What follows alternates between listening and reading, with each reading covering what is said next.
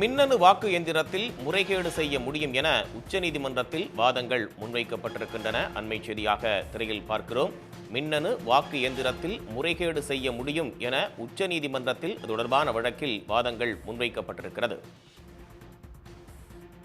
EVM எந்திரத்தில் முறைகேடு செய்ய முடியும் என கூறி வழக்கு தொடுக்கப்பட்டிருந்த நிலையில் தற்போது அது குறித்த வாதங்கள் முன்வைக்கப்பட்டு வருகிறது.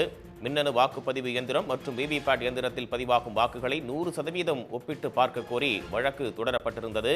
உச்சநீதிமன்ற நீதிபதிகள் சஞ்சீவ் கண்ணா, தீபாங்கர் தத்தா அமர்வில் வழக்கு விசாரணைக்கு வந்திருக்கக்கூடிய நிலையில் இவிஎம் மற்றும் விவிபேட் எந்திரங்களில் 2 விதமான சிப்கள் பொருத்தப்பட்டிருப்பதால் முறைகேடு செய்ய முடியும் என்று பிரசாந்த் பூஷன் வாதங்களை முன்வைத்திருக்கிறார்.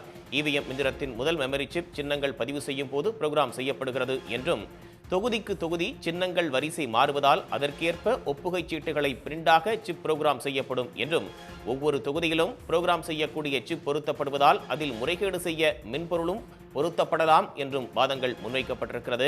பெரும்பாலான ஐரோப்பிய நாடுகள் மீண்டும் வாக்குச்சீட்டு முறைக்கே திரும்பியதையும் சுட்டிக்காட்டி வாதங்கள் முன்வைக்கப்பட்டிருக்கிறது.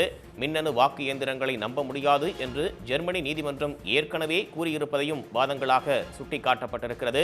மின்னணு வாக்கு இயந்திரங்களை நம்ப முடியாது என்பதால் தான் ஒப்புகைச் சீட்டுகளை எண்ண உச்சநீதிமன்றம் உத்தரவிட்டது என்றும், ஒவ்வொரு தொகுதியிலும் 5 வாக்குச்சாவடிகளில் பதிவாகும் ஒப்புகைச் சீட்டுகள் மட்டுமே எண்ணப்படுவதால் 2% வாக்குகள் மட்டுமே எண்ணப்படுகிறது.